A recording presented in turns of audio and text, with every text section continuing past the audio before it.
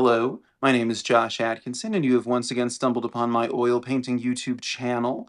Before I get started, I did want to ask everybody to hit the like button, the subscribe button, and the notification bell, just so that some people, like, see the video. Today, I will be showing how I arrived at this still life. Um, I realize Halloween's over, but autumn is not, so I'm still slipping in a few gourds where I can.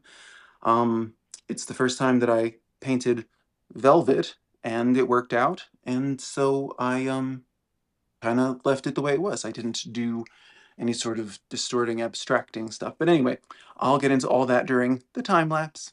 So here is our source image, pumpkin on purple velvet.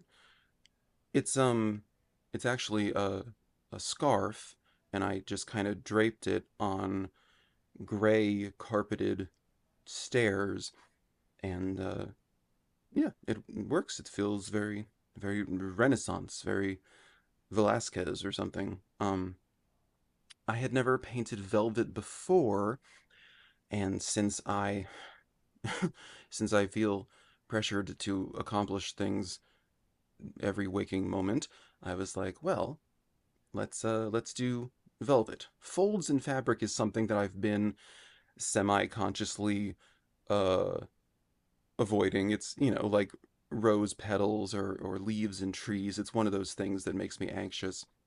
I know it's funny, like I used to know how to do it, and then I didn't paint over many, many, many years, and I legit forgot.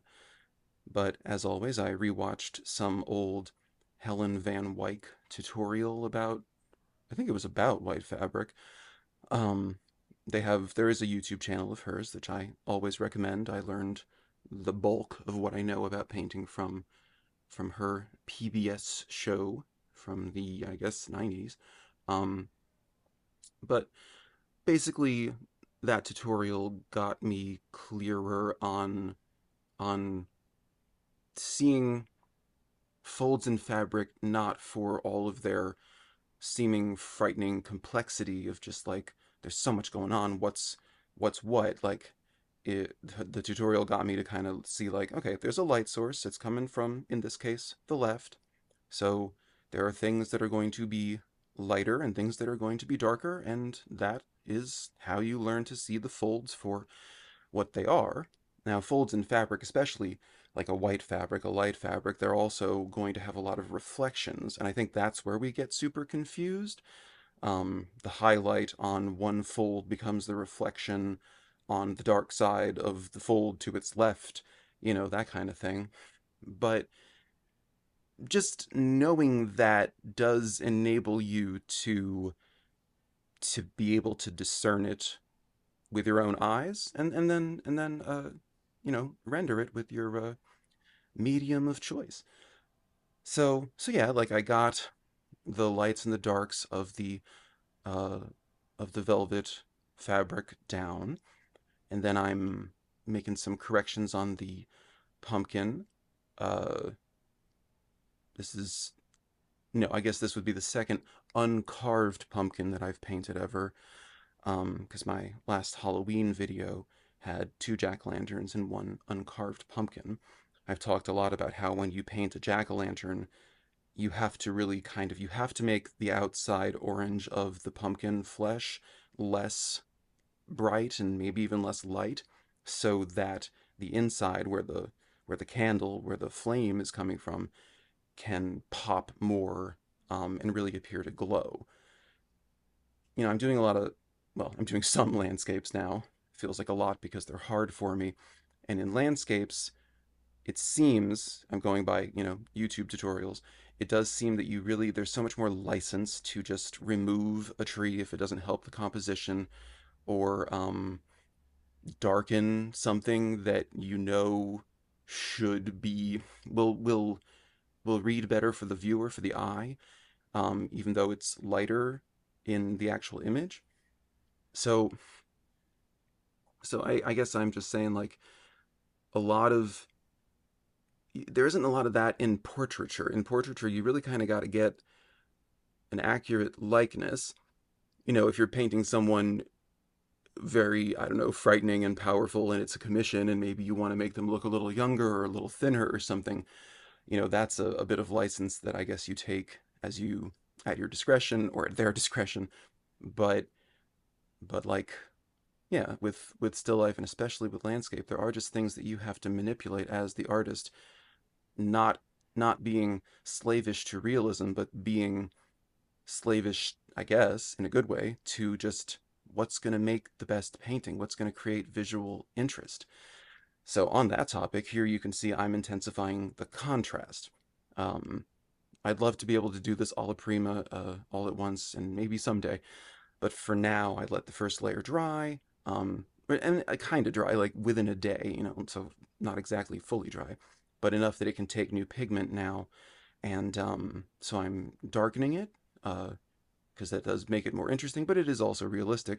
And I'm reinforcing the lighter parts, but now we're going to truly make the velvet pop with highlights. Any second now. Maybe not right now.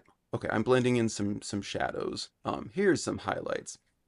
Of course, if you're going for like hyper realism, you could definitely be a lot more precious. You could be a lot more like delicate and use like a brush with three bristles on it or whatever. If you're subscribed to my channel, which you should be, then you know that I don't believe in precious painting. I at least for myself, I believe in it. It exists. I admire it sometimes, but I like a bit of style and character. I was going to do my choppy, blocky kind of brushstrokes to this, but I think I was just so happy that I got Velvet to work on the first go that I was like, no, let's just leave it alone. And I love the way the colors pop. Orange and purple aren't complements. Blue and orange are complements, but purple's made of blue, so it does kind of still have something of that effect.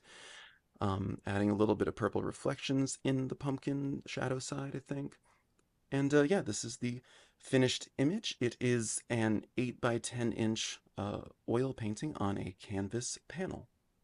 So then, yeah, that is how I arrived at this little, orange pumpkin on purple velvet.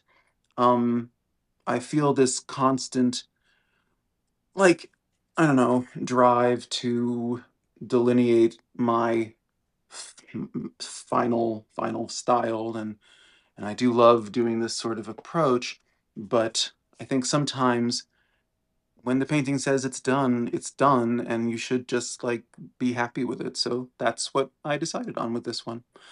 Anyway, I wanted to say thank you to the one new subscriber I got this week. And I mean that earnestly. YouTube is burying my videos. I can live with that. I don't think there's anything you can do about it. So getting one subscriber I am truly appreciative. So made my day, whatever day it was. But so yes, if you're watching, please do hit the like button, subscribe button, and notification bell, and check out last week's video where I talked about doing reflections in water. The previous week I talked about, I don't remember, but I painted Bernie Sanders and I talked about things. So, so yeah, that's about everything I can think to say. I will see you in 7 days, I think, with a portrait. And yeah, I guess that's everything. Have a lovely week until it's over and we get to do this again. Okay, bye-bye.